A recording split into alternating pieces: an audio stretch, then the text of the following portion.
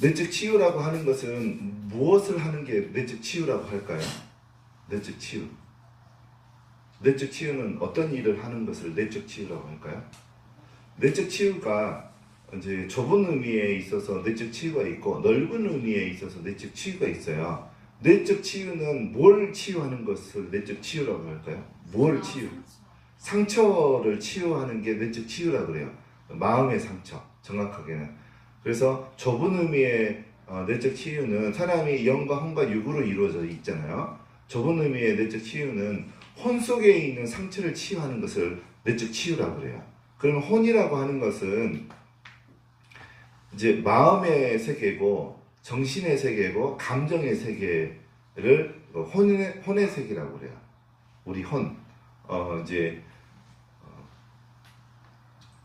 근데 이제 그 데살로니가전서 5장 23절 볼까요?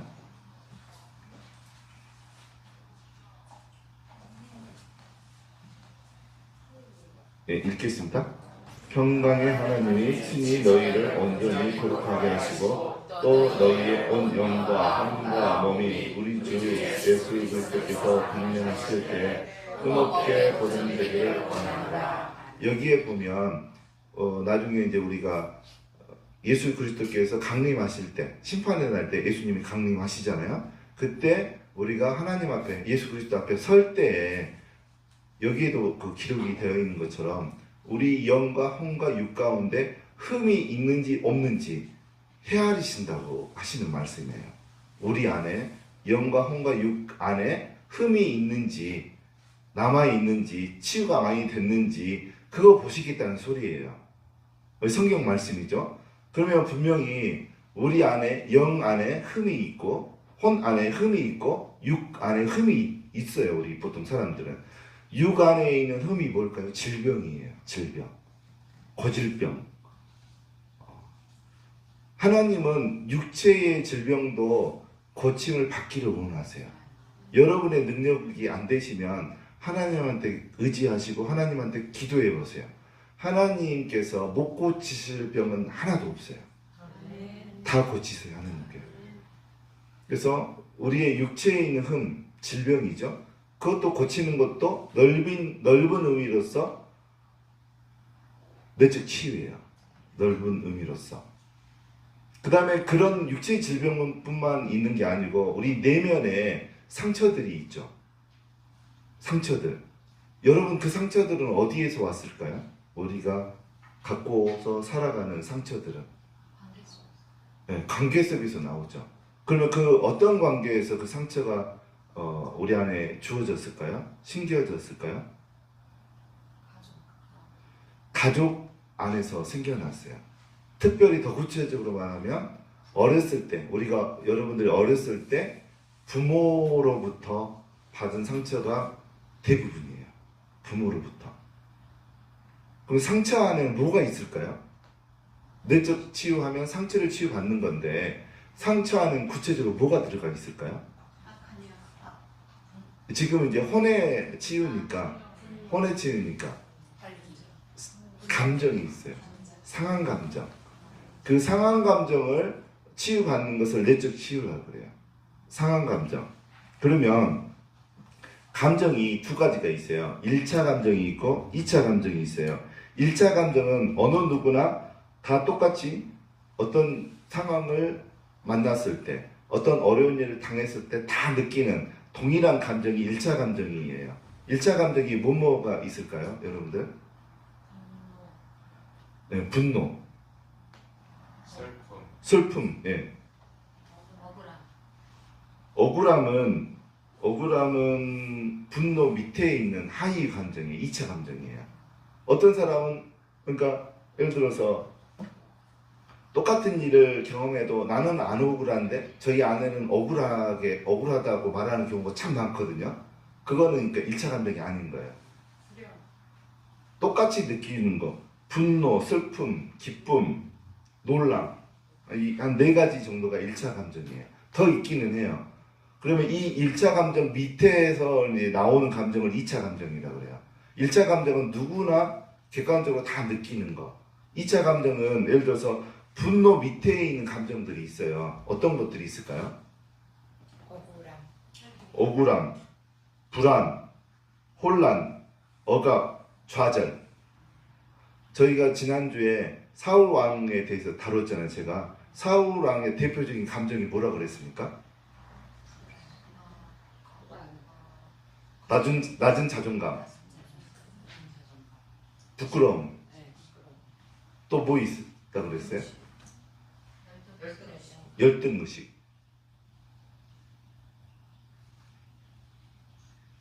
이거는 어디에서부터 비롯됐을까요? 이런 것들은?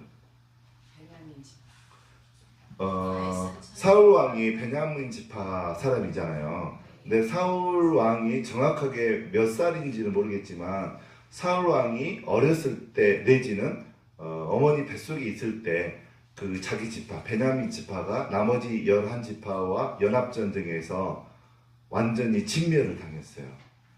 2만 한 6천 명 중에서 군인들 500명만 살아남고 다 전쟁터에서 한꺼번에 몰살을 당했어요.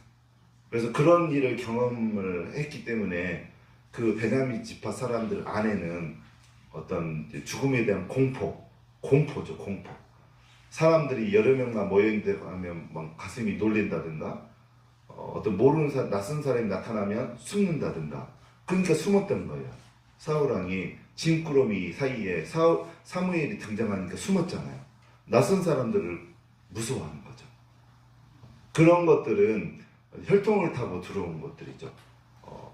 어떤 그 과거 조상 선조들이 당한 그 사건 때문에 그게 사건들 상한 감정도 유전이 돼요, 여러분들. 상한 감정. 그러니까 여러분들이 여러분 안에 있는 상한 감정을 치유 안 받으면 그게 여러분들 자녀들에게로 넘어가게 돼 있어요. 그러니까 여러분들이 여러분 안에 있는 상한 감정을 치유받는 것은 여러분들 자녀들을 위한 것이기도 해요. 나를 위한 것이기도 하지만 1차적으로는. 그래서 감정이 이렇게 두 가지가 있다는 거. 근데 그 중에 감정은 여러분들 좋은 것이 있을까요? 이렇게 뭐죠? 감정은 어떤 부정적인 게 있을까요? 긍정적인 게 있을까요? 감정은 나쁜 거 좋은 거 없어요. 감정은 없어요. 나쁘고 좋은 거는 없어요. 감정은. 감정은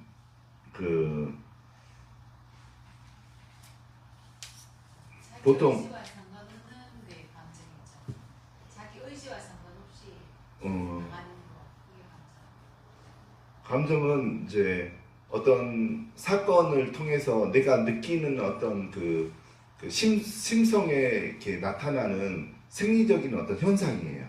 내 마음 가운데 어떤 사건을 경험했을 때 내 안에 들어오는 떠오르는 심리적인 어떤 현상들이죠. 그래서 보통 감정은 목적이 있어요. 감정의 목적이 있어요. 감정의 목적이 뭘까요? 자기 방어. 잘 살기 위한 거예요. 내가 잘 살기 위해서. 예를 들어서 이런 거죠. 제가 오늘 아침에 오기 전에 그 유튜브 하나 짧은 걸 봤는데 2018년에 하남에서 있었던 사건이었어요. 저녁에 한 10시 40분에 여고생이 서울에 있는 도서관에서 공부하고 이제 버스 타고 하남에 내려서 그 고가 도로를 이제 지나서 집을 가야 되는데 이제 딸이 자기 부모한테 이렇게 사진 찍으면서 지금 어디 왔다고 하면서 옆에 사진 찍다가 갑자기 이게 전화상에서 그런 이야기 하는 거예요. 엄마 나 칼 맞은 것 같아. 나 죽을 것 같아. 숨이 멈춰가고 있어. 그랬더니만 이제 경찰을 보낸 거죠.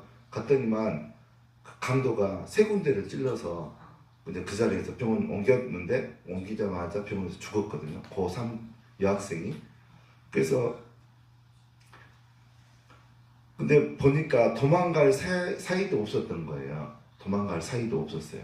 이제 그런 거는 예견되지 않는 갑작스러운 이제 죽음을 맞이한 건데 보통은 이제 그런 경우는 특수한 경우고, 보통 예를 들어서 골목길에서 저녁에 이제 아가씨가 자기 집으로 가는데 뒤에서 청년이 후딱 쓰고 쫓아온다 생각을 해보세요. 여러분이 그 아가씨라고 생각해보세요. 그러면 몸에 일단 어떤 현상이 벌어질까요? 몸에 어떤 감정이? 두려움이요. 두려움은 감정이거든요. 그러면 두려움이 생기면 신체적으로 에너지에 힘이 갑자기 들어간대요. 다리와 이런 그 척추와 근육에 그 경직이 되면서 에너지가 그렇게 모인대요. 몸의 에너지가. 그러면 폭발적으로 달려서 도망갈 준비가 된대요. 그럴 때 달리면 뭐 100m를 20 몇 초 뛰는 사람이 100m를 15초에 뛴다든가 그런 일이 벌어지는 거예요. 두려움의 감정은 내가 살아남기 위해서 주어지는 거예요. 내가 그런 강도가 이렇게 쫓아오는데 두려운 감정이 느껴지지 않으면 그 사람은 칼 맞아 죽는 거예요. 그러니까 감정이라는 것은 잘 살기 위한 생리적인 현상인 거예요. 그러니까 감정 자체가 나쁜 거는 아니라는 거예요. 아시겠죠? 근데 이제 근데 상처의 중심에는 감정이 또 들어가 있는 거죠. 아까 제가 이야기한 네 가지 감정, 슬픔, 분노, 기쁨, 또 한 가지 뭐였죠? 놀람. 이제 이런 감정들은 그 좋고 나쁨이 없는 거죠. 내가 잘 살기 위한 거예요. 그런데 이제 그 감정은 대체로 이제 긍정적인 감정이 있고 부정적인 감정이 있죠. 기쁨이라든가 행복하다 이런 거는 이제 긍정적인 감정이고, 그 다음에 부정적인 감정은 뭐가 있겠습니까? 그러면 두렵다, 슬프다. 슬픈 것도 나쁜 건 아니에요. 슬플 때는 슬퍼해야 되는 거죠. 그래야지 내가 어떤 그 방해를 받지 않아요. 슬픈 현상이 있었는데 내가 슬프지 않다라고 의지적으로 누를 수 있어요. 내가 놀라운 어떤 힘든 사건을 경험을 했어요. 그러면 그만큼 내가 그 힘든 내 감정을 알아주면 되는데, 내가 힘든 일을 경험을 했는데도 불구하고 내가 의지적으로, 우리 기독교인이잖아요, 이것을 신앙으로 눌러버리는 사람들이 많이 있죠. 그러면은 그 감정은 해소가 된 게 아니죠. 그냥 억눌린 거죠. 예를 들어서 구체적으로 이제 저희 교회에 그때 한번 오셨던 분인데, 저희 이제 친하게 제가 청년 때 신앙생활 했던 그 누님이 제가 목사 된 줄 알고 귀신 들린 자매가 있는데 쫓아주라고 보낼 테니까 귀신을 쫓아주래요. 그래서 그때는 제가 성령의 능력을 받기 전이어가지고 못 쫓아내는 상태였는데, 그래도 심리 상담을 공부했기 때문에 심리 상담적으로 도움을 줄 수는 있었어요. 제가 이제 그룹 치료도 이렇게 몇 차례를 했던 터여서 어느 정도는 도움을 줄 수 있어서 보내라고 해서 이제 왔어요. 자매님이 왔는데 상담을 하면서 쭉 보니까 그 정신분열이었어요. 그 귀신 들림은 아니었고, 근데 구분이 어려워요. 정신분열과 귀신 들림은 구분이 어려워요. 근데 그거는 단순히 어떤 악한 영이 들어가서 그렇게 된 게 아니고 상처 때문에 그런 거예요. 부정적인 감정을 누른 거예요. 구체적으로 뭐냐면 이제 정신분열, 조현병은 폭행하고 관련돼 있어요. 예를 들어서 남자분들은 군대에서 폭행당했다든가 학교에서 왕따를 당하면서 맞았다. 그러면 정신분열로 많이 가요. 남자분들은. 또 여자분들은 폭행 중에 성폭행을 당하면 어렸을 때 정신분열로 갈 가능성이 높아요. 근데 그 자매님이 좀 그런 경우였어요. 중학생 때 자기 큰오빠가 성폭행을 한 거예요. 근데 부모님이나 다른 사람한테 말하면 죽인다고 그랬어요. 그러니까는 또 발설을 하게 되면 오빠는 집안에서 쫓겨나는 거고, 그쪽이 집성촌이었어요. 소문이 나면 동네에서 못 사는 거죠. 쫓겨나는 거죠. 그러니까 오빠의 입장도 감안을 하고 또 문제를 안 일으키고 싶은 본인의 마음도 있었고, 그래서 그 사실을 아무한테도 말을 안 한 거예요. 중3 때 그런 일을 당하고. 근데 감정이라는 거는 해소를 하든지 내가 알아준다든가 그러면 문제를 일으키지 않는데, 신앙이라든가 의지로 눌러버리면 어느 땐가는 이게 다시 감정이 올라오게 돼 있어요. 올라올 때는요, 나를 공격해요. 내 몸을 공격하든지 내 정신을 공격하는 방향으로 이제 나오게 돼요. 근데 그 자매님 같은 경우는 정신을 공격을 해버린 거예요. 스스로 감정이. 그래서 이제 조현병으로 간 거예요. 그래서 이제 그 자매님이 보통 그 일상적인 생활을 못 해요. 이게 신앙적으로도 어떻게 도움을 못 줬어요, 제가. 그래서 더 전문적인 그 심리 상담사 선생님한테 제가 연결을 해드리는데 그 뒤로 몇 번 상담을 받고 잠수를 타버렸어요. 그래서 어디에 있는지도 모르겠어요. 근데 지금 이 상태에서 저한테 왔다고 하면 처리가 가능했을 거예요. 이제 능력이 임했으니까. 그때는 이제 능력이 임하지 않아서 이제 그런 상태였어요. 그래서 감정이라는 거는 여러분들 누르면 신앙으로 이렇게 용서해주면 어떤 나한테 잘못한 사람을 신앙으로 용서해주면 해결되는 게 아니에요, 여러분들. 여러분들 누군가에 통해서 부당한 대우를 받고 슬픈 일이 있었다든가 부정적인 감정이 여러분 안에 자리 잡게 되면 용서하기 전에 치유를 먼저 받으셔야 돼요. 그리고 난 다음에 용서를 하셔야 돼요. 근데 용서하지 않고 내 감정을 알아주지 않고 처리가 안 된 상태에서 용서해 주는 것은 정신 나간 짓이에요. 내 몸이 망가져요. 내 정신세계가 망가지게 돼 있어요. 그래서 상한 감정 속에는 부정적인 감정이 자리 잡고 있거든요. 그래서 여러분들 아까 그 데살로니가전서 5장 23절 저 말씀에 분명히 심판의 날 때 예수 그리스도 앞에 설 때 하나님이 우리들의 영과 혼과 육 가운데 흠이 얼만큼 치유가 됐는가 하나님이 분명히 카운트하세요. 그래서 해야 될 일이 많아요. 우리가 신앙생활 하면서 영적인 부분만, 영적인 흠이 뭐겠습니까 여러분들? 악한 영들이에요. 우리 안에 있는 악한 영들. 또 죄, 악한 영이 우리 안에 주어진 그 죄들, 또 혈통을 타고 들어온 죄까지 포함해서 그게 영적인 흠들이죠. 그런 것도 한두 개가 아니에요. 영적인 흠도. 그래서 영적인 흠도 열심히 발견해서 처리해야 되고 혼적인 흠들도 많아요. 여러분들. 태아기에서 받은 상처도 있고 1살 때부터 취약 전에 주로 1살부터 취약 전에 상처가 대부분을 차지해요. 우리 속에 있는 상처 중에서.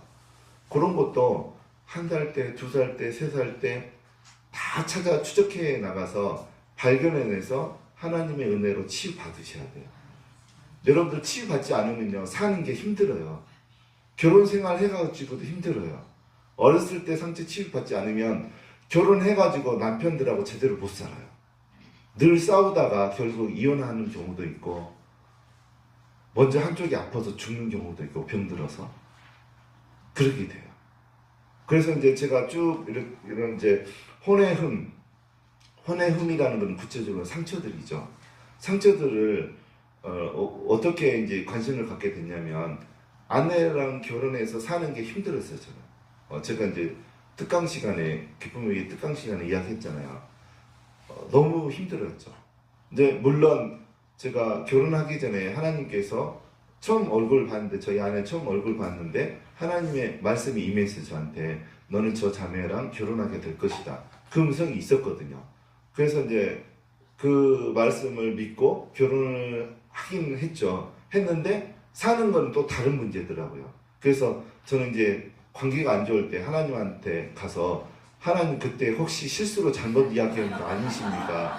물을 수 있으면 물러도 좋아요 하나님. 제가 잘 들은 겁니까?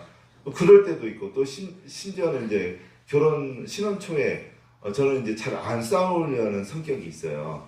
좀 그 부딪힐 상황이 되면 좀 자리를 피하거든요. 뭐 입을 다문다든가. 그래서 저는 방이 저희 집에 신혼 때 2개가 있었는데 안방에 있다가 싸울 것 같으면 작은 방으로 들어가서 문을 잠가놔요. 못 들어오게. 그러면 이제 아내가 망치 들고 와서 문을 때려 부셔요. 문 열라고. 말이 안 끝났는데 왜 도망가냐고. 그래서 저는 이제 무서웠죠. 이 여자가 이런 줄 알았으면 결혼 안 했을 건데. 그래서 이제 그게 해결이 안 됐어요. 이게 제가 신앙생활은 열심히 잘했죠. 그때 이제 청년 때 방언 기도를 받아가지고 날마다 2시간, 3시간씩 아침에 이제 회사 갈 때는 기도할 시간이 없잖아요. 그래서 이제 회사 끝나고 저녁에 6시에 이제 퇴근해서 집에 오기 전에 저는 집에 오지 않아요. 항상 교회에서 한 2시간, 3시간 기도하고 집에 오고, 또 야간 근무하러 가게 되면 6시 전까지 시간이 남잖아요. 오전부터. 그러면 또 교회 가서 2시간이나 3시간 그렇게 늘 기도를 했어요. 그리고 제가 대학생 1학년 때부터 말씀 묵상을 했다고 그랬잖아요. 말씀 묵상을 통해서 은혜를 받고, 기도를 통해서 또 은혜를 받고, 이렇게 신앙생활을 열심히 잘 했었어요. 그런데 아내와의 관계가 가운데서 문제가 있었어요. 해결받을 것이 없었어요. 교회에서 누가 어떤 목사님이 이거를 강의를 해줘요? 저는 들어본 적이 없어요. 제가 서울의 대형교회를 다녔지만 교회에서 그런 부분을 해주는 경우도 없었고, 실질적으로 도움을 받은 경우가 없었어요. 교회 안에서는. 그래서 결국은 저희가 이제 이런 부분을 도움 받을 수 있는 이제 정택기 목사님 크리스찬 치유연구원에 가서 이제 이혼하기는 싫고, 그래서 그냥 그 문제를 가지고 결혼 생활하기는 너무 비극적이고, 여러분들은 그런 경우가 없으신가요? 저만 그랬다. 저는 그래도 신앙이 좋다고 생각했는데도 아내도 기도 많이 했던 사람이에요. 기도 뭐 몇 시간 이상씩 오랫동안 처녀 때부터 저도 그랬고, 저는 직장 그만두기 전에도 맨날 기도를 놓치지 않는 사람이었고 말씀 묵상을 쉬어본 적이 없던 사람이었거든요. 그런데도 가정생활이 힘들었어요. 부부생활이. 근데 치유연구원 다니면서 보니까 결국은 내가 처리하지 못한 그 부정적인 감정들, 상처 속에 자리 잡고 있었던 것들, 그것들로부터 나온 어떤 결과들이 부부관계가 그런 거였어요. 그래서 저희가 이혼하기보다는 우리가 치유받자 그렇게 하고 치유연구원을 다니기 시작했던 거죠. 그래서 6년을 다녔고, 그 다음에 그걸로 부족한 것 같아서 이제 거기 치유연구원 가기 전에 또 1년 정도를 또 다른 기관에서 내적 치유를 받았고, 그 다음에 치유연구원 6년 다니고 난 다음에 또 3년을 그 상대방 중심 대화법, 감수성 대화라고 해요. 그래서 그 한국인성개발연구원에서 공부하신 분 통해서 전도사님한테 그 감수성 대화, 상대 중심의 대화법을 또 3년을 더 했어요. 그래서 상대방 중심 대화법을 하니까 굉장히 관계가 또 좋아졌어요. 내적 치유하면서도 좋아졌지만 상대방 중심 대화법. 그래서 여러분들도 거기까지 다 배웠으면 좋겠어요. 그래서 이제 저희가 보니까, 공부하면서 보니까 그 어렸을 때 받은 상처가 내 부정적인 감정의 원인이었더라고요.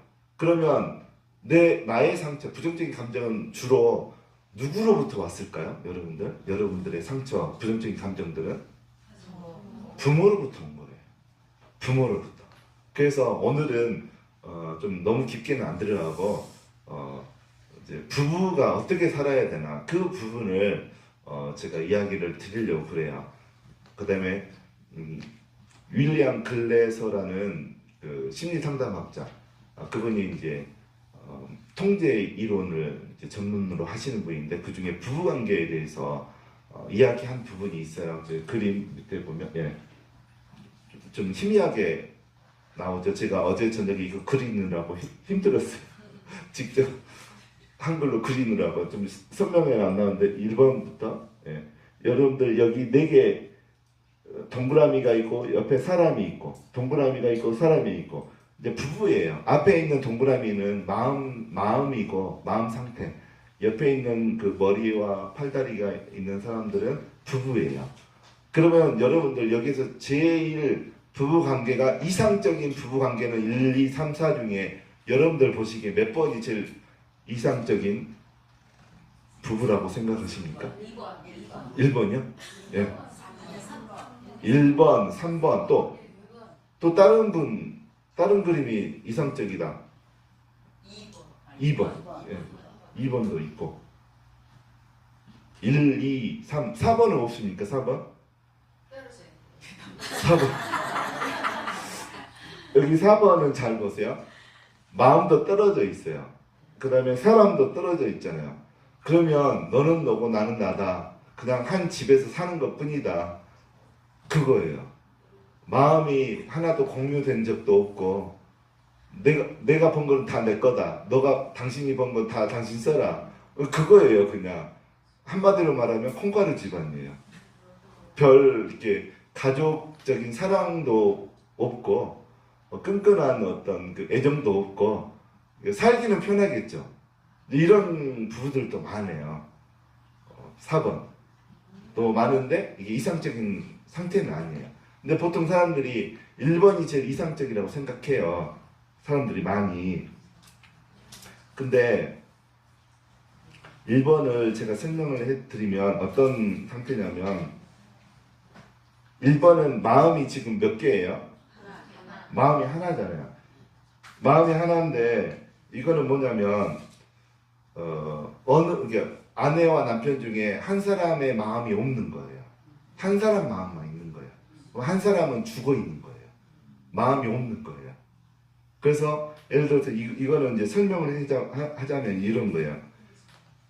이 사랑이 무너지면 한쪽 사람, 그러니까 서 있는 사람이 보세요. 1번 그림 중에 1번 그림 중에 한 사람이 빠진다고, 그러니까 양쪽 사람들 보세요. 이 둘 중에 한 사람이 빠지면 나머지 사람 어떻게 되게 돼 있어요? 넘어지게 돼 있어요. 한 사람만 빠져도 한 사람은 넘어지게 돼 있어요. 너가 살면 나도 살고 너가 죽으면 나도 죽는 거예요. 이거는 죽기 살기가 사는 거예요. 그리고 이거는 어떻게 보면 상대방을 꼼짝 못하게 하는 사랑의 관계예요. 그래서 제 시간에 오지 않으면 전화를 건다든가, 남편을 의심하는 의부증이라든가 부인을 의심하는 의처증 있는 사람들의 관계가 보통 여기 1번 관계예요. 회사에 있는데도 수시로 회사에가 있는지 확인을 전화를 하고, 이런 경우. 그래서 한쪽에 사람의 부부의 마음이 없는 상황인 거예요. 건강한 부부 관계가 아닌 거죠. 1번 그림은. 그러면 이제 2번 그림을 생각해 봅시다. 2번은 마음이 공유가 되잖아요. 가운데 겹치는 부분이 있잖아요. 근데 그림을 봐보세요. 한 사람은 서 있고 한 사람은 기대어 있잖아요. 이 그림을 보면 당신 없으면 나는 못 살아. 이제 이런 부부 관계예요. 당신밖에 없어. 듣기는 좋죠, 이게. 그러면 예를 들어서 서 있는 사람이 사라졌다. 그러면 기대 보이는 사람은 어떻게 될까요? 넘어지는 거죠. 건강한 상태가 아닌 거예요, 이거는. 기대고 있는 사람은 노예와 같은 사람이에요. 노예. 그러면 서 있는 사람은 기대고 있는 사람을 노예로 생각하는 거예요. 사랑스러운 부인으로 생각하는 게 아니고 내가 부려먹어도 되는 노예로 생각하는 거예요. 실제 삶에서 이용할 뿐이에요. 서 있는 사람은, 기대고 있는 사람은. 물론 이제 마음이 공유되는 부분도 있어요. 공유되는 부분. 근데 건강한 관계는 아닌 거예요. 이제 3번 그림을 생각합시다. 3번이 건강한 부부 관계예요. 마음이 이렇게 다 있기는 해요. 마음이. 근데 그림을 봐보세요. 어떻게 하고 있어요? 손을 잡고 있는데 서 있는 게 어떻게 서 있어요? 둘 다 반드시 서 있어요. 똑바로. 한쪽이 무너져도 한쪽은 서 있는 거예요. 이 관계가 제일 건강한 부부 관계예요. 그래서 부부는 종과 노예 관계가 아니에요. 우리가 어렸을 때 상처받는 부분이 이것 때문에 많이 발생을 해요. 아버지들은 자기 부인, 우리의 엄마들, 그러니까 우리 아버지들은 엄마들을 노예로 생각했어요. 하인으로 생각한 거예요. 나를 섬겨만 줘야 되는 사람. 그렇게 되면 이제 그 아버지를 통해서 또 어머니를 통해서도 상처가 많이 자라게 돼요. 그래서 이제 이런 부부 관계면 아버지들은 자녀들을 뭘로 생각할까요? 부인과 자녀들을 뭘로 생각할까요? 자신의 소유물로 생각해요. 소유물로. 그림으로 보면 몇 번째 그림이 그런 그림일까요? 제가 방금 이야기한 소유물로 생각하는 그림은 2번. 2번 그림의 아버지들은 부인과 자녀들을 소유물로 생각해요. 그래서 주로 사랑보다는 통제하고 억압하고 그다음에 벌을 주고 말로 이제 상처를 주고 이제 그런 경우가 많아요. 그래서 주로 이제 아버지들이 말로 상처 주는 경우, 그다음에 예를 들어서 말뿐만 아니라 이제 우리가 자녀들을 키울 때 사랑으로 키워야 돼. 진짜 사랑으로 키워야 되고 사랑으로 키우면 절대로 자녀들이 잘못 클 수가 없어요. 그래서 이제 좀 이따 더 이야기할 거고요. 그 다음에 이제 세 번째 그림 설명할게요. 한쪽이 이렇게 비껴져도 반대편은 넘어지지가 않고, 그 다음에 당신 없어도 나는 내 삶을 살아갈 수 있어. 이런 상태고, 이럴 때는 서로 존경을 주고받는 관계예요. 서로 동등한 위치에서. 이 관계가 제일 건강한 관계예요. 네. 그래서 이제 보면 성경 말씀 몇 군데 제가 찾아봤거든요. 에베소서 5장 22절에서 33절을 보면, 에베소서 5장 22절에서 33절 보면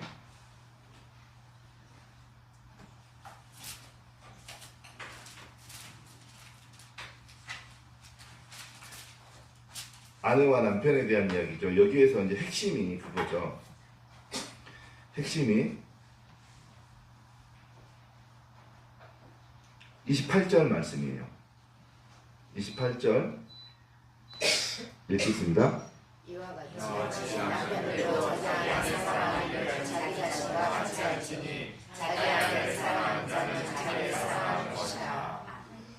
저도 결혼할 때 우리나라 기독교는 온전한 기독교, 서양에서 시작된 어떤 그런 원초적인 기독교하고 좀 많이 거리가 있어요. 우리 한국 기독교는 색채가 좀 색깔이 입혀져 있는 기독교예요. 어떤 색채, 어떤 옷이 입혀져 있는 기독교인 줄 아세요? 대체적으로? 유교적인 기독교예요. 기독교인인데 유교적인 옷을 입고 있는. 그래서 유교적인 옷을 입고 있다 보니까 모든 결정은 남편이 해야 되고, 부모와 부인과 자녀들은 아버지의 명령에 따라야 되고, 그런 색깔이 있는 거죠. 더군다나 제가 다녔던 교회는 그 보수적인 교회였어요. 그렇다 보니까 더 심했죠, 그게. 그래서 저는 결혼할 때도 그렇게 생각했어요. 저는 부인을 하느라고 생각했어요. 하느. 내 밥을 해줘야 되고 내 빨래를 해줘야 되는. 그게 안 되면 이제 화가 나는 거죠. 미안합니다. 오늘 처음으로 고백해서. 알고 있었죠. 그래서 늦게 들어오면 화가 나는 거예요. 왜 밥을 안 차려주는가. 그리고 그 동창회 하면 늦게까지 막 만나고 늦게 들어오잖아요. 그러면 애들 밥은 내가 챙겨줘야 되고, 그런 게 화가 나는 거죠. 그러니까 기독교인인데 유교적인 옷을 입고 있었기 때문에 그랬던 거예요. 그래서 이제 그 생각이 유교적인 생각을 갖고 있다 보니까 많이 부딪힘의 그 원인이었어요, 그것들이. 근데 지금 성경에서 28장, 에베소서 5장 28장에는 남편들아 어떻게 하라는 거예요? 아내들을 사랑하되 자기 자신을 사랑하는 것처럼 하라는 거예요. 저는 그렇게 못했었어요. 이 말씀이 그때는 깨달으시지 않았어요. 알기는 알고 있었어요. 여러분들 말씀 아는 것과 내가 지켜 생각하는 거는 달라요. 지켜 생각한다는 것은 내가 정확하게 알고 있을 때 지켜 생각해지게 되는 거예요. 근데 몰랐던 말씀이에요. 그냥 읽고 지나갔던 말씀이긴 하지만, 그래서 실행에 옮겨지지 않았던 말씀이 이 말씀이 저는. 그래서 아내 생각하기를 아내를 하녀로 생각했어요, 저는. 근데 이제 나중에 제가 내적으로 치유받고 하니까 나중에는 지금 3번 그림처럼 지금은 되어 있거든요. 지금은. 근데 예전에는 2번 그림이었어요. 저도. 내가 주인이고 당신은 하녀고 내가 필요한 거 밥 해줘야 되고 빨래 해줘야 되고 그러는 존재로. 본인도 느꼈다네요. 참 모를 줄 알았는데. 근데 많은 분들이 특히 50대 이상 분들은 이런 남편들이 이런 가치관을 갖고 살아요. 그러니까 부딪힘이 많은 거죠. 그리고 예를 들어서 심리학에서는 남자들이 50대, 60대 되면서 여성 호르몬이 많이 분비된다고 해요. 남자들이 50대, 60대 되면 소심해지고 말이 많아지고 그래요. 근데 여자분들은 50대 넘어가면 남성 호르몬이 많이 분비가 돼요. 그래서 여성들이 점점 더 목소리가 커지고 화를 내고 어쨌든 아내가 무서워요. 옛날에는 안 그랬는데 막 화를 더 내요. 저는 안 내는데 요즘에. 그건 호르몬 때문에 그러는 거예요. 그걸 이해하고 누르려고 하면 안 돼요. 남편들은. 호르몬의 어떤 분비 때문에 그러는 거예요. 그래서 남자들은 호르몬 분비에 맞게 점점 말도 적어지고 말 없던 남자들 좀 수다스러워지는 그런 부분도 있어요. 남자들이. 그리고 여성들은 점점 대범해지고 목소리가 커지고 화를 내고 그래요. 그런 어떤 신체적인 변화도 알아야 돼요. 그럴 때 우리가 다투는 게 많이 줄어들거든요. 근데 지금 에베소서 5장 28절 말씀, 아내 사랑하기를 자기 몸처럼 사랑하지 않으면 이제 부딪히는 것들이 많이 있게 되는 거죠. 그래서 이렇게 삶을 살지 않으면 그 자녀들이 많이 상처를 받게 되죠. 아내들도 많이 구박을 받게 되고 어려움을 많이 당하게 되는 거죠. 그래서 우리의 상처의 대부분은 부모들로부터 오는 것이 굉장히 많아요. 그래서 그런 상처들을 여러분들이 나이대 맞춰서 하나씩 발견해내야 돼요. 다 할 수 있어요, 여러분들. 여러분들이 몇 살 때 어떤 사건을 경험해서 어떤 감정이 내 안에 자리 잡고 내 무의식 속에 숨어 있는지 겉으로는 잘 모르는데 집중하면 하나님이 알게 해주세요. 그래서 그것을 심판의 날이 오기 전까지 평생에 하나씩 작업을 해야 되는 거예요. 그런 사람들을 일명 성경에서는 온전한 사람이라고 그래요. 여러분들 다 그래서 온전한 사람 되시기를 바랍니다. 가능합니다. 영의 흔들, 영 속에 여러분들이 영에 있는 흔들은 하나님이 기도하면 다 하나씩 보여주세요. 집회 가면 협력사역자 목사님들 다 이야기해 주세요. 여러분들도 보시잖아요. 여러분들 안에 영 속에 어떤 악한 영들이 있는지 다 할 수 있어요. 불가능하지 않아요. 집중하면 하나님 다 보여주시고 또 여기에서 예언 훈련도 하잖아요. 예언 훈련할 때 기본이 눈을 여는 기도예요.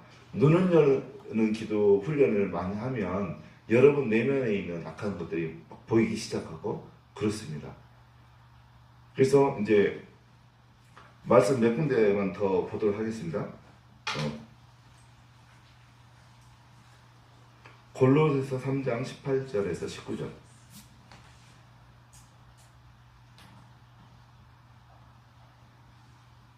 두 절 같이 읽겠습니다. 아내들아 남편에게 복종하라. 이는 주 안에서 마땅하니라. 남편들아 아내를 사랑하며 그렇게 하지 말라.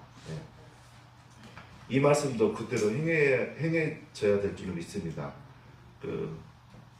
이 말씀은 바울이 서신으로 쓴 말씀이잖아요.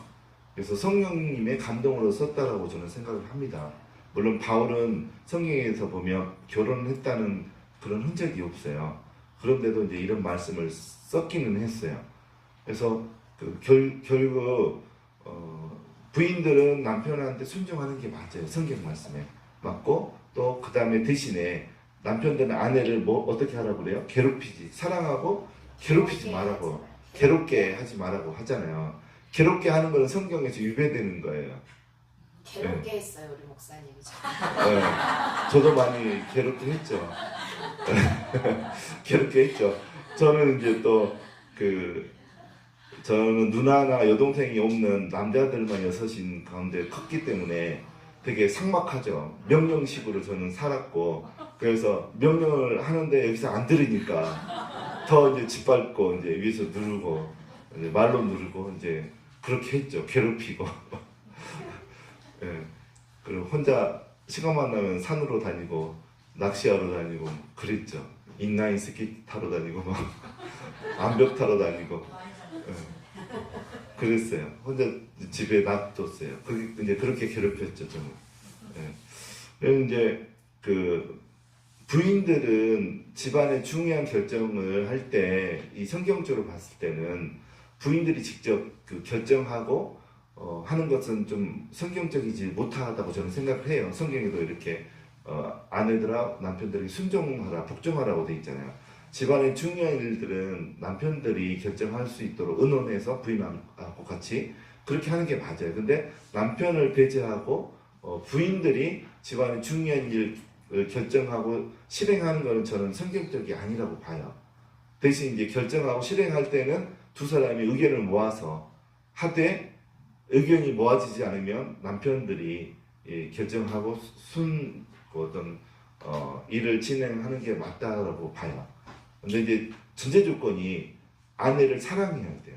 사랑하지도 않았는데 그렇게 하는 거는 저는 잘못됐다고 봐요.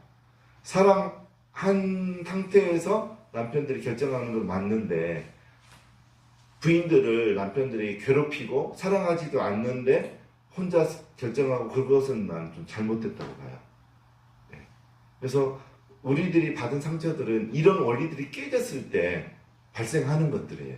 그 다음에 또 성경에 고린도전서 12장 4절에서 7절 고린도전서 12장 4절에서 7절 은사는 여러 가지나 성령은 같고 직분은 여러 가지나 주는 같으며 또 사역은 여러 가지나 모든 것을 모든 사람 가운데서 이루시는 하나님 같으니 각 성령에 의해 성령을 나타내시는 이룩하게 하시니 이 말씀이 아니고요. 13장 4절에서 7절 말씀 읽겠습니다.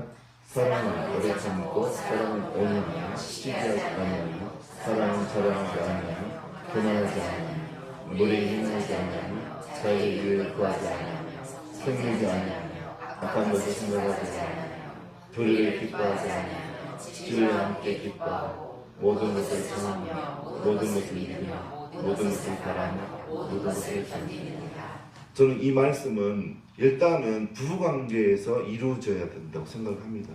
부부관계에서 먼저 이 모습이 이루어져야 돼요. 부부관계에서 이 일이 이루어지지 않으면 다 가짜인 거예요. 남한테 이렇게 하면 뭐예요? 가족들한테 못하면 가짜인 거죠. 위선인 거죠. 저는 지금 이게 돼요. 아내한테 이게 되고 있어요. 노력도 많이 했죠. 노력도.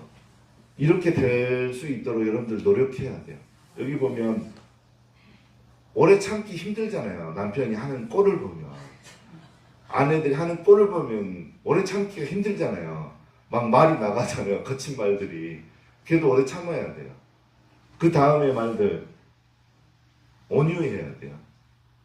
온유해야 되고 그 다음에 밑에 보면 5절에 보면 무례히 행치 안 해야 돼요. 무례히 행치 안 해야 돼요. 보면 어떻게 보면 이게 굉장히 무례한 사람들이 있어요. 다른 사람한테 무례할 정도면 집에 가족들에게도 당연히 무례하게 행하는 분이에요. 그분은 굉장히 무례한 사람이 있어요. 하나님 기뻐하지 않죠. 하나님 말씀을 이루어내는 사람을 기뻐하시는데 그렇지 않은 사람들은 하나님은 철저하게 문전박대하세요. 말씀을 이루어내지 못하는 사람들은 문전박대하세요.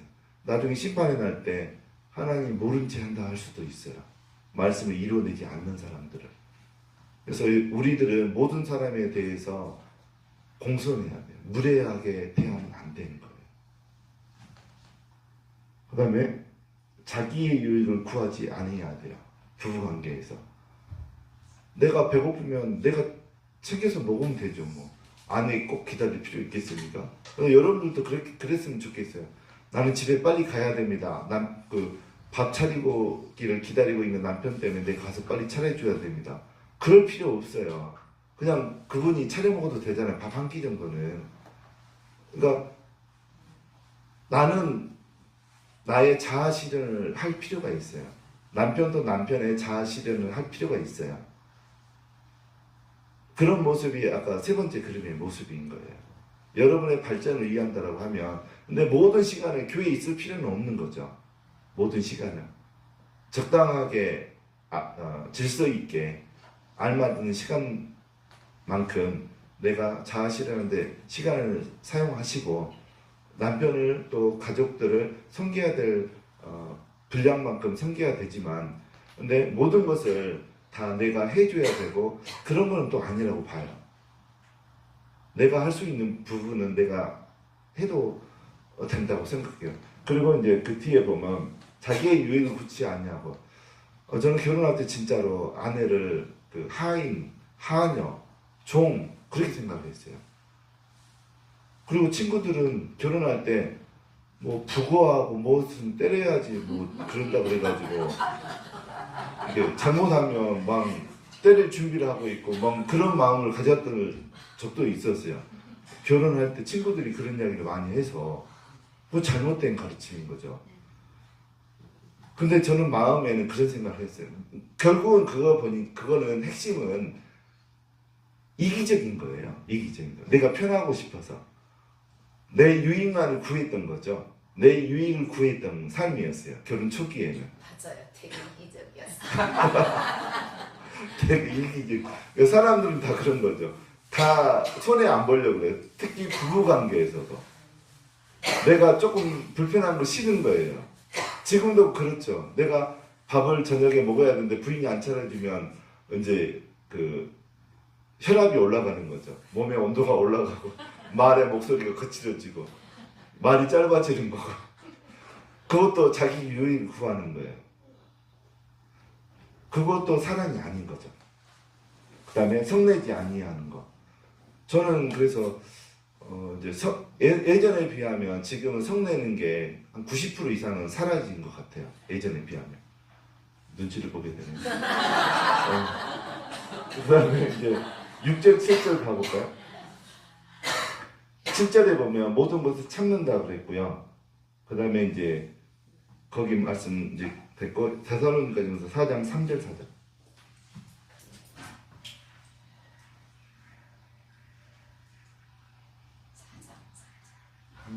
네. 읽겠습니다. 하나님의 뜻은 이것이니 너희의 거룩함이라 곧 음란을 버리고 각각 거룩함과 존귀함으로 자기 아내에 대할 줄을 알고. 여기 5절에 보면 아내 대할 때 무엇과 무엇으로 대하라고 했나요? 거룩함과 존귀함으로. 그럼 이 말은 다른 말로 하면 아내를 거룩하게 여기고 아내를 존귀하게 여기라는 소리예요. 여러분들 그러고 있어요? 저는 지금 그러고 있어요.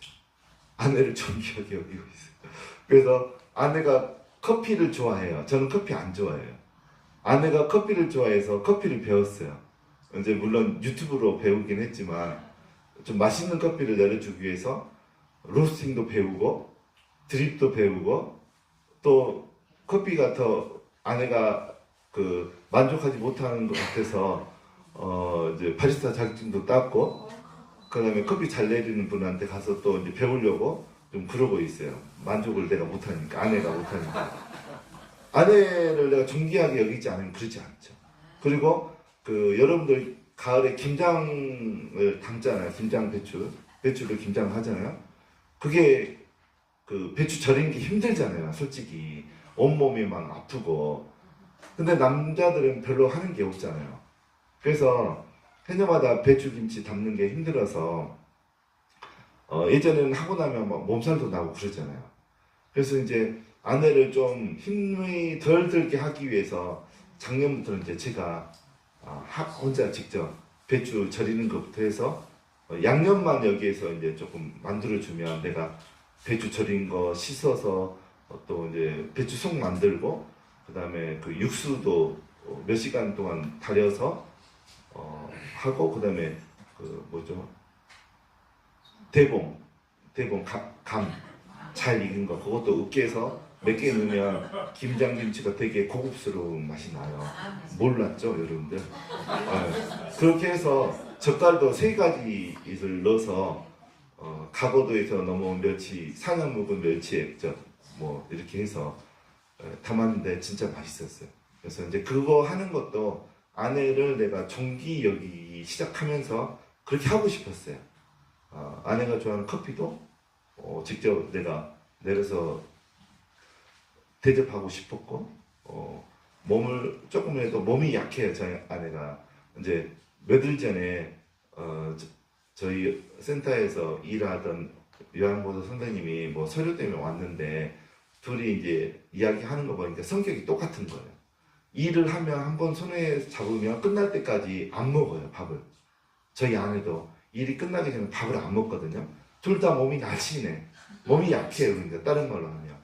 그러니까는 그런 사람, 그러니까 저희 아내는 이제 그렇기 때문에 하나님이 저를 만나게 하신 거라고 생각해요. 저는 먹는 게 중요하다 보니까 옆에서 잘 먹이라고 하나님께서 저를 붙여주신 것 같아요. 여기는 그렇지 않으면 어떨 때는 밥 먹는 걸 잊어버리더라고요. 먹는 것이 기억이 안 나나 봐요. 그래서 저는 이제 끼니가 되면 먹어야 되는 사람이니까 또 어제도 아침인가? 어제 아침에도 서가지고 밥을 입에 막 쳐 넣는 거예요. 접시 들고 반찬도 없이. 내가 뭐라 그랬어요? 밥 먹는 예법에는 그런 게 없다고 앉으라고. 반찬 꺼내와서 앉아서 먹으라. 그러니까 이게 먹는 거가 이렇게 안 중요하고 일하는 게 중요한 사람이다 보니까 하나님께서 먹는 게 중요한 저를 이제 아내를 보좌하라고 결혼시킨 것 같아요. 지금 보니까. 그래서 여러분들 이런 이제 남편이 아내를 거룩함과 존귀하게 여기고 그렇게 대하고 자기 몸처럼 사랑하고 그러는 가정 가운데서 아이들이 상처받는 아이들이 생겨날 수가 없어요. 생겨날 수가. 근데 우리는 저도 포함해서 많은 대부분의 기독교인들도 그 역기능적인 가정에서 자라온 거죠. 역기능적인 가정이 뭡니까? 가정의 기능을 제대로 하는 아빠는 아빠로서, 엄마는 엄마로서의 기능을 잘할 수 있는 가정이 숨기는 가정이거든요. 정상적인 가정. 근데 그렇지 못한 가정. 아빠가 아버지의 역할을 다 못하고 어머니가 어머니의 역할을 못하는 가정을 역기능적인 가정이라고 하거든요. 대부분 사람들의 상처는 역기능적인 가정에서 자라올 때 상처가 생기는 거예요. 그래서 그 역기능적인 가정에서 살아왔더라도 우리가 노력을 하면 상처 치유 다 받을 수 있어요. 그래서 상처받고 큰 아이들도 치료가 가능해요. 제가 이제 요즘에 묵상하면서 우리 아들들이 25살 쌍둥이 아들이 지금 이제 군대 마치고 지금 대학교 3학년 둘 다 대학교 다니고 있는데 이제 한 명은 경상도에 지금 가 있고 한 명은 저 안산에서 학교를 다니고 있는데 제가 조만간 아들들한테 또 카톡을 보내려고 그래요. 좋고 아들은 그렇게 이렇게 성실하게 사람들의 마음을 잘 헤아려서 살게 되면 사회 가운데서 반드시 성공할 거고 아들은 훌륭한 사람이 될 것 같아 라고 쓰려고 그래요. 네. 그래서 우리가 그런 사람 자비와 인애란 하나님의 속성 중에 자비의 하나님, 인애의 하나님이 있잖아요. 그 자비 인애가 헬라어로 아니 히브리어로 헤세드거든요. 헤세드가 제가 말씀 묵상하면서 언어로 찾아보니까 인애 자비하면 여러분들 잘 안 와닿잖아요. 그래서 영어 성경으로 보면 loving kindness라고 그래요. 사랑에서 우러나오는 친절함, 그거가 자비 인애예요. 여러분들 자녀들, 부인들을 자비로 인애로 대해보세요. 사랑에서 나오는 친절함으로 대해보세요. 그러면 변화가 일어나요. 자녀들도 변화가 일어나고 남편들도 변화가 일어나요. 근데 여러분들 이게 상처 치유받지 않고 내 의지로만 했을 때는 잘 안 돼요. 내 상처 치유를 받으면서 이 하나님의 말씀을 실행에 옮기면 이게 잘 돼요. 잘 돼요. 잘 돼요.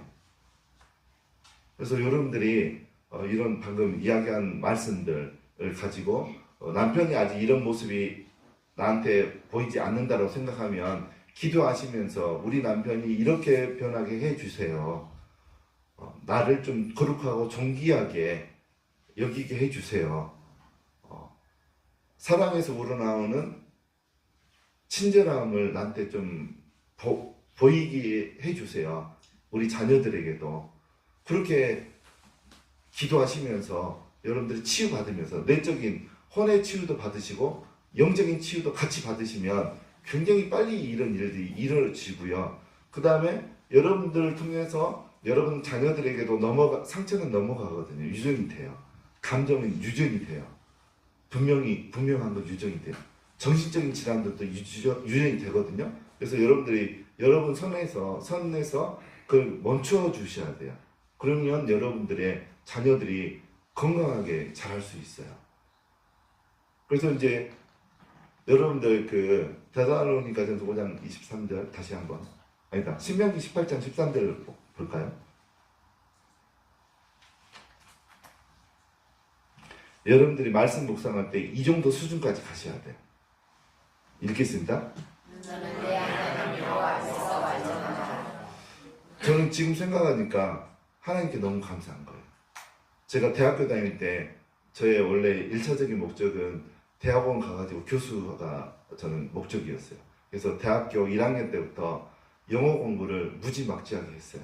이렇게 방학가 되면 방학이 보통 3달이잖아요. 3달 내내 아침에 한 8시 반에 학교 도서관에 오면 저녁에 한 11시 반까지 영어 공부만 했어요.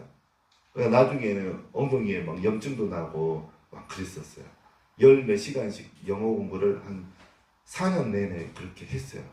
4년 내내.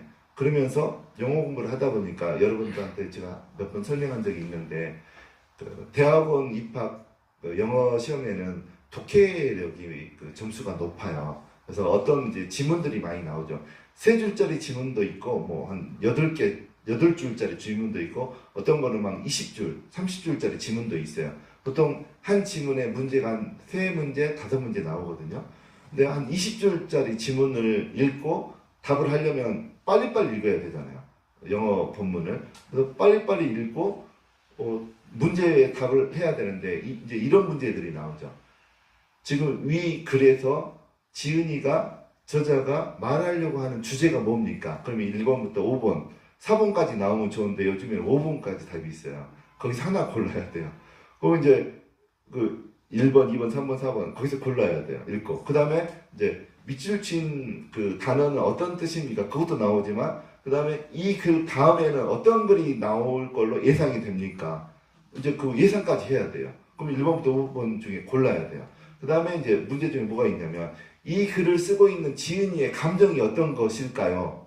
그럼 감정도 이렇게 찾아내야 돼요. 영어 지문 읽으면서. 그거를 4년을 했어요, 제가. 근데 제가 대학원 바로 이제 교수 되려고 저희 전공 전자공학이었는데 전자공학과 석사는 입학을 안 했어요, 제가. 준비하다가 중간에 제가 이제 공기업 시험을 봐가지고 그냥 그 사회 진출을 했거든요.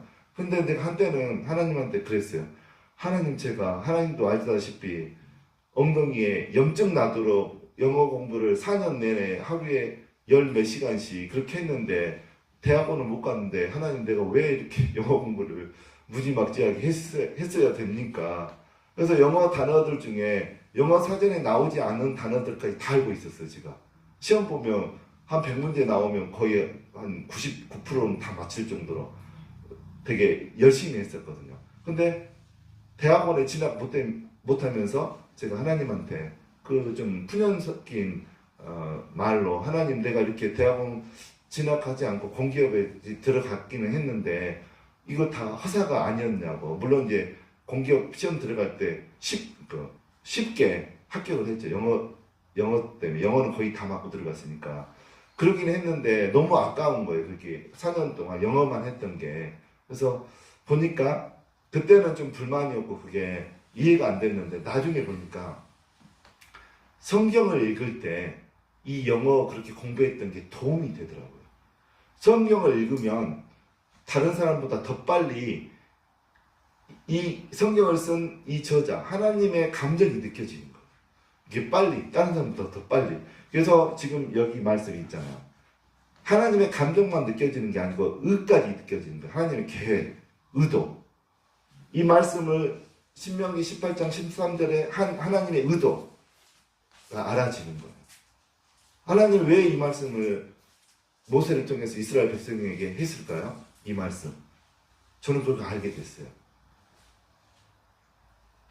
이제 원어로 신약과 구약에 나오는 온전한 것을 다 찾아서 하나씩 노트에 다 정리해 나갔어요. 한 5년을 거쳐서.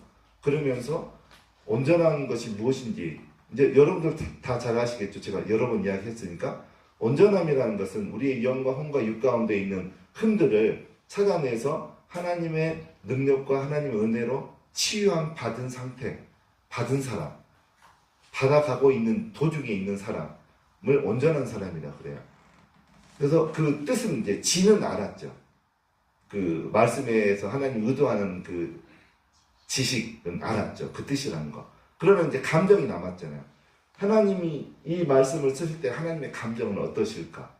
뭐냐면 제가 특강 시간에도 이야기했듯이 내 혼 가운데 저는 그 형제가 아들만 6이었다 그랬잖아요. 근데 저희 큰형한테 많이 그 고문당하고 구타당하고 한 2차례지만 그렇게 살다 보니까 그런 상처가 내 속에 무의식 가운데 들어있었는데 저는 몰랐어요.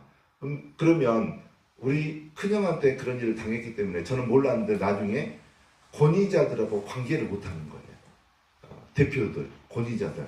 그래서 저는 교회 전도사로 가면 1년 넘게 한 교회가 딱 한 군데밖에 없었어요. 3년 했던 교회.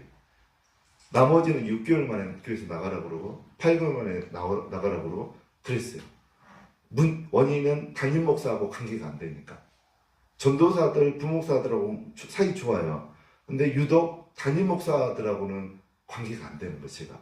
그 다음에 장로님들 중에서도 그냥 일반 장로님들은 관계가 좋아요. 근데 수석 장로하고는 관계가 안 되는 거예요, 제가.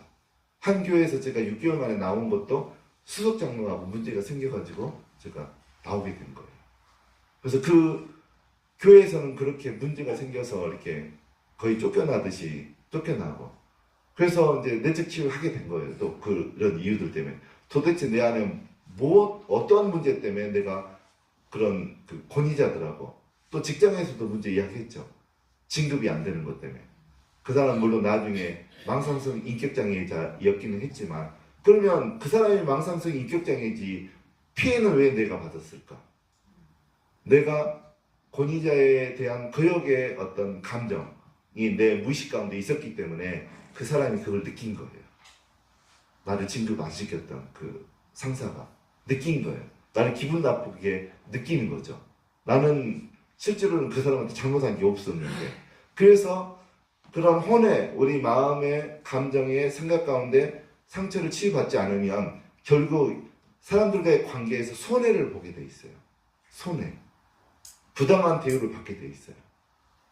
회사에 들어가더라도 권위자들하고는 관계가 안 되는 거예요. 하나님이 그게 싫은 거예요. 그래서 치유받으라고 하시는 거예요. 너의 혼 속에 있는 흠이 없도록 하라고 하신 하나님의 이유는 우리를 정말 사랑하시는 그 하나님의 사랑의 감정이 담겨 있는 거예요. 그래서 신명기 18장 13절에서 그 감정까지 느끼셔야 돼요, 여러분들이. 저는 느꼈어요. 이 말씀 묵상하면서. 영어 공부한 그 덕을 받은 거죠, 저는. 그리고 하나님의 의도도 있어요. 계획. 그래서 하나님은 우리가 혼 가운데 있는 흠을 치유받으면 사람들과의 관계도 잘 되고 그 다음에 영 가운데 흠, 악한 영을 우리가 처리하게 되면 하나님과의 관계에서도 막힘이 없게 되는 거예요. 여러분들 왜 하나님과의 관계가 잘 안 되시는지 아십니까? 하나님의 감정도 잘 느끼지 못하고 하나님 말씀을 읽어도 잘 깨닫지 못하는 것은 많은 부분 악한 영이 가로막고 있기 때문에 그럴 가능성이 높아요. 아까 어떤 목사님처럼 중간에 토끼가 하나님의 말씀을 중간에서 다 채먹고 있어요. 싹이 자라려고 그러면 다 뜯어먹고 있고. 그러니까 하나님 말씀이 이렇게 깊이 자리 잡을 수가 없는 거죠. 그래서 그런 악한 영을 쫓아내야 돼요. 그러면 하나님과의 관계가 막힘이 없이 소통이 되는 거죠. 그 다음에 또 그 요한 3서 1장 2절 읽겠습니다.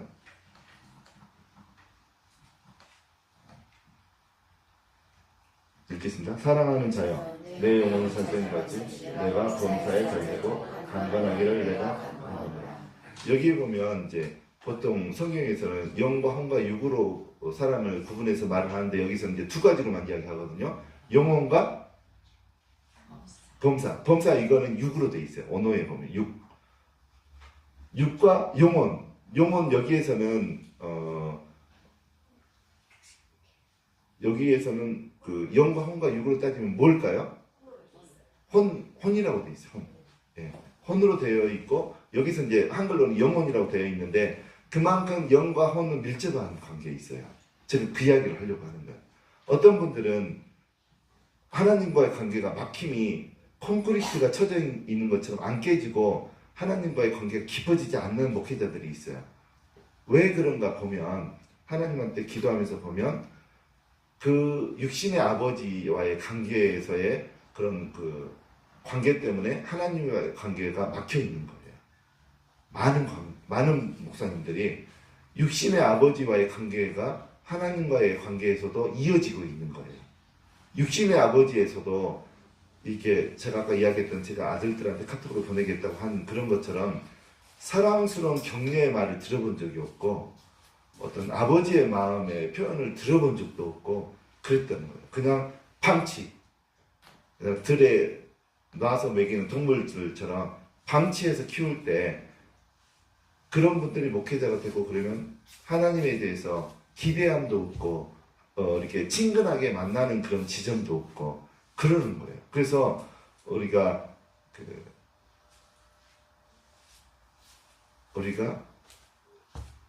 혼의 치유에 더 집중해야 돼요. 그게 치유가 되면 하나님과의 관계도요. 그 좋은 것을 왜 안 하시나 모르겠어요. 하나님과 그러니까 제가 이제 감수성 대화까지 했다고 그랬잖아요. 감수성 대화를 하게 되면 감수성의 대화의 목적은 뭐냐면 참 만남이 감수성 대화의 목적이에요. 그러니까 부부가 감수성 대화를 하게 되면 부부의 자아와 이쪽 반대 그 다른 한쪽의 자아가 만나게 돼요. 마음이 만나게 돼요. 그 마음의 그 사람의 중심에는 뭐가 있어요? 사람의 중심에는 내가 누구를 잘 알아 그러면 뭐를 잘한다는 걸까요? 마음을 잘하는 거예요. 우리 외모를 잘 아는 것이 잘 아는 게 아니잖아요. 그래서 사람의 마음을 아는 것이 그 사람을 잘 아는 거예요. 부부가 대부분 한국뿐만 아니라 많은 대부분의 부부들이 생존을 위해서만 살아가고 있어요. 생존을 위해서만 필요한 말만 하고 있고 생존을 위해서 필요한 행동들만 하고 있어요. 그러니까 불행한 거죠. 근데 부부들이 진짜 참 만남을 하게 되면 진짜 행복해요. 삶이 행복해져요. 저는 진짜 감히 지금 그러고 있어요. 첫 만남 가운데 살고 있어요. 아내랑. 그래서 첫 만남을 하게 되면 남편과 아내의 마음이 서로 알아지는 지점이 있어요. 알아지게 돼요. 그리고 사람들과의 사이에서도 이 첫 만남이 되어져요. 말로써. 상대방 중심 대화법으로 그게 되거든요. 그러면 그 사람이 예를 들어서 무슨 개인 사업을 하든지 어떤 기관을 운영하는 대표라든가 그거 되면 그 밑에 있는 사람들은 굉장히 행복한 거예요. 왜 그러냐면 나의 리더가 나를 알아주니까 내 마음을 읽어주니까 살만 나는 거예요. 그러면 점점 그 사람은 성공하게 돼 있는 거예요. 목회자여도 성도들의 마음을 알아주고 마음을 읽어주고 표현해주고 그러면 성도들은 그 교회를 떠날 수가 없는 거예요. 근데 그런 세계가 있어요. 여러분들 내적 치유로 끝나시지 마시고 참 만남까지 해보세요. 배우자와 첫 만남 해보시고 사람들과의 관계에서만 첫 만남이 있는 게 아니에요. 하나님과에도 첫 만남이 있어요. 근데 저는 예전부터 그걸 해왔더라고요. 지정의를 만나는 게 첫 만남이거든요. 하나님과의 그런 만남이 있어요. 특별히 감정, 하나님의 감정을 만나는 그런 어떤 신앙의 수준이 있거든요. 그 수준이 첫 만남의 수준이에요. 하나님과의 그런 첫 만남이 저는 먼저 하고 있었고, 나중에 아내와의 첫 만남은 나중에 이제 훈련을 통해서 내적 치유 받으면서 그게 이루어졌어요. 그래서 여러분들 목회하시더라도 다 똑같은 게 아니에요. 하나님과 첫 만남을 해보시기 바랍니다. 그냥 배불러요. 너무 기뻐요. 왜 그러냐면 너무 신비로운 일들도 많이 경험하게 되고, 하나님이 미리 일어날 일도 막 보여주실 때도 있고, 예비해 주셔서 대비하게 하실 때도 있고, 삶 자체가 굉장히 박진감이 넘치고 기쁘고, 하나님께서 어느 때는 하나님의 감정을 알게 해주실 때 너무 행복하죠. 아무나에게 하나님은 감정을 열어서 드러내시지 않거든요. 또 어떻게 보면 하나님은 늘 감정을 들어서 우리가 알기를 원하시지만 우리가 둔감해서 못 깨달을 수도 있는 거죠. 다르게 보면. 그래서 여러분들이 이제 제가 좀 오늘은 폭넓게 이야기했어요. 폭넓게. 그래서 여러분들이 가정에서 대부분의 상처, 부정적인 감정은 다 가정에서 비롯되고 우리 아이들이 그 피해를 다 받는 거죠. 우리 배우자들이. 그래서 일단은 우리가 그렇게 못 살았지만 오늘 이런 이제 원리들을 통해서 먼저 부부 관계가 회복되기를 여러분들이 노력하셔야 돼요. 회복 가능합니다. 회복 가능해요. 저희를 보니까 회복이 가능해요. 회복이 됐잖아요. 네.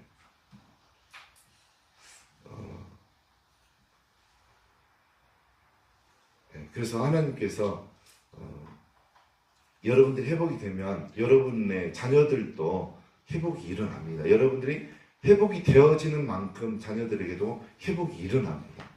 여러분들이 꼭 앞에 앉혀놓고 자녀들을 교육 안 해도 여러분들이 변화가 되어지면 여러분 자녀들은 감지를 해요. 엄마가 변했네? 아빠가 변했네? 좋은 사람이 됐네? 또 나를 알아주네? 자녀들은 다 알아봐요. 변화가 일어나면.